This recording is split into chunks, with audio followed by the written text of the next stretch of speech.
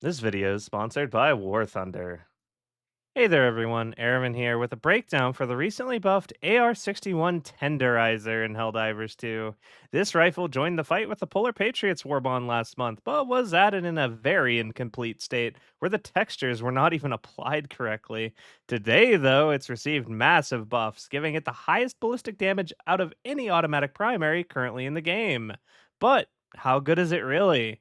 Well, we're going to take a look at its technical specifications, target effectiveness, and damage breakpoints to find out. But first, a big thank you to our sponsor today, War Thunder. War Thunder is considered to be the most comprehensive vehicle combat game in the market and is now available for free on both PC and consoles. Command and conquer the battlefield with over 2,500 tanks, planes, helicopters, and ships from 10 different nations, ranging from biplanes and armored cars from the early 1920s to the jets and tanks used in modern militaries of today. Become immersed in some of the most intense combat you can find, where extremely detailed vehicles, realistic graphics, and authentic sound effects place you in direct control of the most powerful war machines of our time from the safety of your chair at home. Given the nature of the games we cover here, it's no surprise that War Thunder's realistic, sophisticated vehicle damage model really speaks to me on its quality. Every vehicle is intricately modeled down to its individual components like engines, fuel tanks, weapons, and even the crew inside,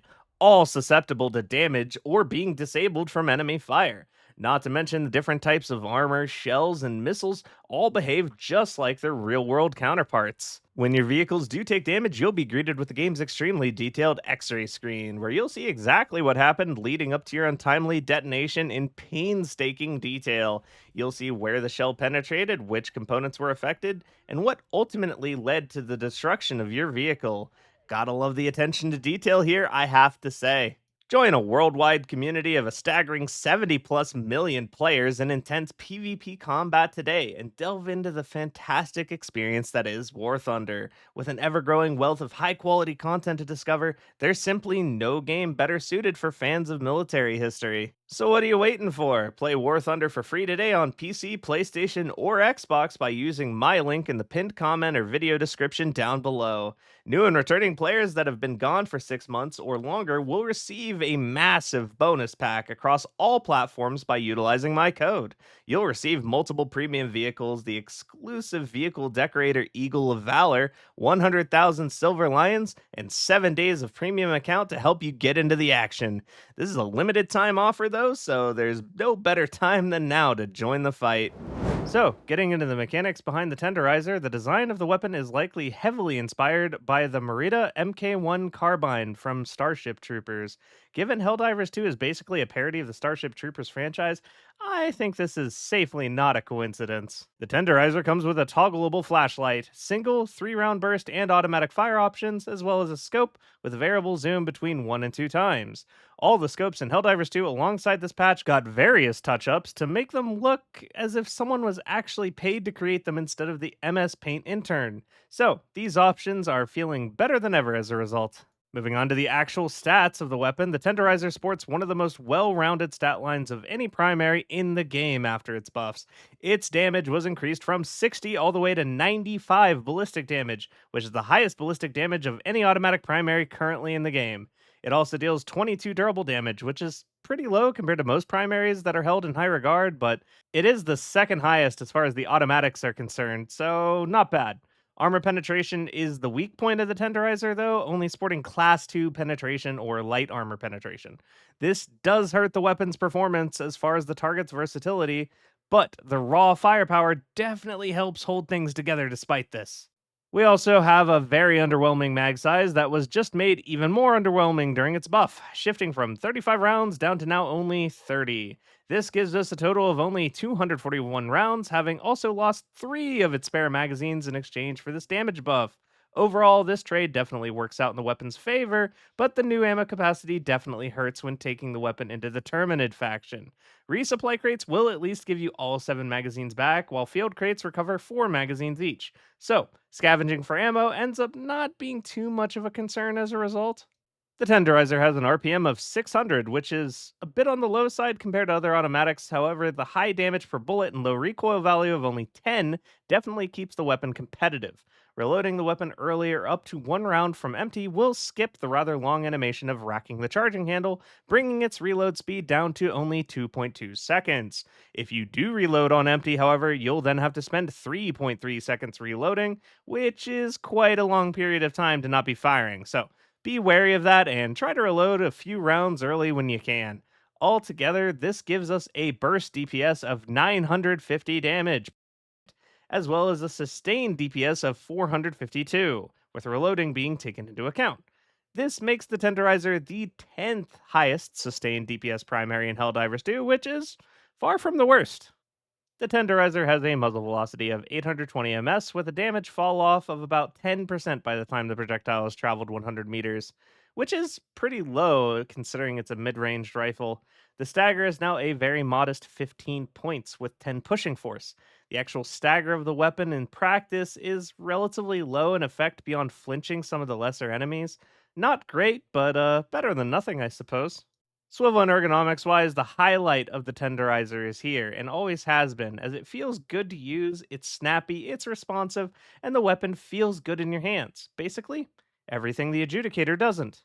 That about does it for our technical specifications, so let's talk about those damage breakpoints. While the tenderizer being only light penetration does hurt its target effectiveness quite a bit, the weapon's relatively high DPS, effective range, and great ergonomics definitely elevate it above the typical competition, especially when it comes to automatons. So let's go over their breakpoints first.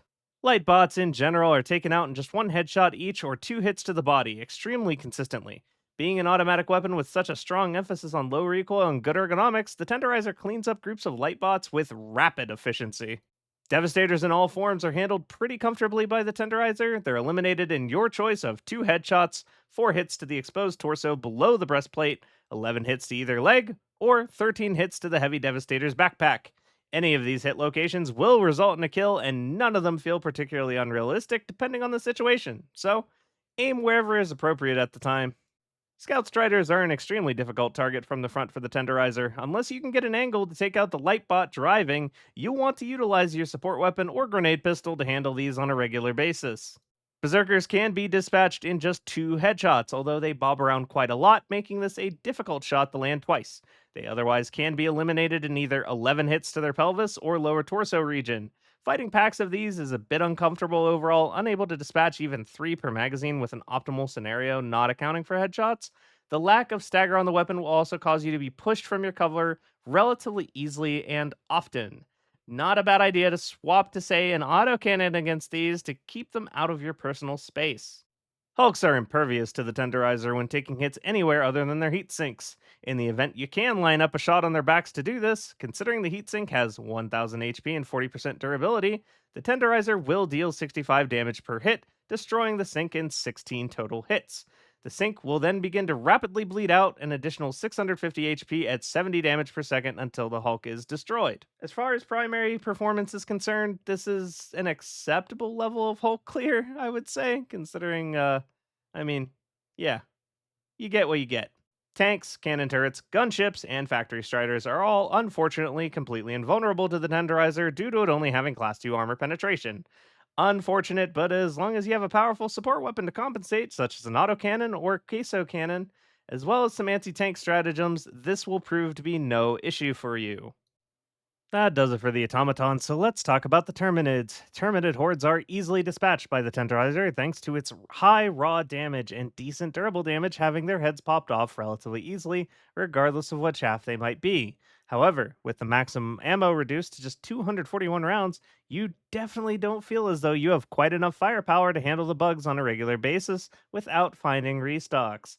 The lack of stagger is also very sorely missed compared to other top running primaries for this faction. That being said, it is a usable option and far from the worst, so let's go over the breakpoints. Scavengers are eliminated by the Tenderizer in one shot anywhere but the limbs thanks to the damage buff, bringing it above their 80 health, which is quite nice. Warriors' heads are popped off in just 2 shots, sending them into a 200 HP 70 per second bleed out. They can otherwise be killed with 4 shots to the body. Hunters are dispatched in 1 headshot or 3 hits to the body, just barely missing that 2 body shot breakpoint, unfortunately. This makes swarms of hunters a little bit uncomfortable as a result, but it's tolerable overall. Hive Guard faces are impervious to the Tenderizer thanks to their medium armor. However, they can be taken out through their lightly armored bodies in 11 hits. Bit of a bullet sponge here, unfortunately. Brood commanders have 200 health in their heads, class 2 armor, and 60% durability, meaning the Tenderizer hits it for 25.6 damage per bullet, taking it off in just 8 hits, beginning a 300 health bleed out, which is quite good for a light pen primary against these. However, you should never aim for the body of the Brood commander due to it having 800 health, class 2 armor, and again 60% durability as well. This means the body can soak over a magazine from the Tenderizer, totaling at 32 shots. So, aim for the head. Nursing spewers with their lightly armored heads are taken down in 7 shots, which is not bad at all considering our high RPM. The body, however, will require 23 total hits, so yeah, again, aim for the head unless you want to waste a lot of bullets. Bile spewer heads are impervious to the Tenderizer, and their bodies can soak an obnoxious number of bullets, same as the nursing spewers could. So, I would swap weapons against these or get otherwise creative, otherwise, you are going to waste a lot of ammo. With both of these enemies, the lack of stagger definitely also hurts a bit as you cannot stop their puking animations. Stalkers are a bit intimidating, but funny enough, do go down in just 2 clean headshots from the Tenderizer. While this can be difficult to accomplish regularly, there is nothing wrong with expending some stun grenades to make it easier. Otherwise, their bodies will soak a very large amount of gunfire thanks to its 50% durability, causing the weapon to only deal 58 damage per hit. This allows the Stalkers to tank up to 28 bullets to the body, so best to get those headshots in if you are not prepared to mag dump. The lack of stagger also definitely hurts when dealing with this enemy more than any other.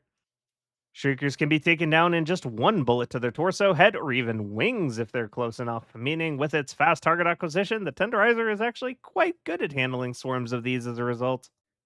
Chargers are impervious to the Tenderizer everywhere but the rear or the back of the legs during a charging animation. As the rear has 85% durability, you are looking at spending 34 rounds to break it off, which is more than a magazine and more than we should be willing to spend. The legs will not prove a better option as the damage they take is going to be far too low to be worth the effort. Basically, use some AT, a stratagem, or a flamethrower for these. Charger behemoths are about the same, requiring 38 rounds to dispatch through the rear, instead, with no other notable differences when it comes to this weapon. Bile Titans are almost entirely immune to damage from the Tenderizer, as you would expect, but each of the 2 sacks can be destroyed in 23 hits by the Tenderizer, causing it to lose its ability to spit bile and dropping its total health by 1,000 down to 2,500. This does, in theory, allow you to clean it up easier with your support weapon or stratagems after, but realistically, skip straight to the support or stratagem part here.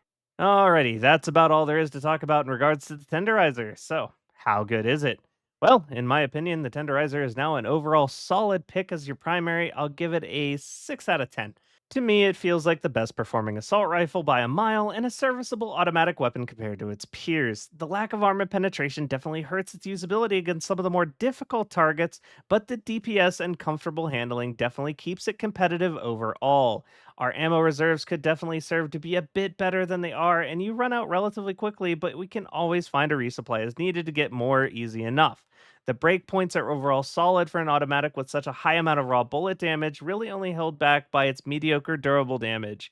All in all, the Tenderizer is definitely our first serviceable feeling assault rifle class weapon since the sickle was released, and I'm looking forward to utilizing it on occasion just for the slick handling it has alone. Before I go, though, another huge thank you to War Thunder for sponsoring today's video. Don't forget to play it for free on PC, PlayStation, or Xbox now by using my link in the pinned comment or description below. If you're new or haven't played for 6 months, you'll have a massive bonus pack waiting for you when you start it up across all platforms with several premium vehicles, in-game currency, and a bunch of other goodies. So, if you're interested, now's the time. Have a good one, everybody. And now, another helpful tip from General Brash. Eravin's data collection on the improved Tenderizer has thankfully informed R&D they should continue to crank that shit like it's 2007. For this, I am ordering all active Helldivers to like, comment, and subscribe to his channel. Failure to do so will result in your spear lock-on being broken. What the hell do you mean they already broke it again? Brass tactics. Use them or die trying.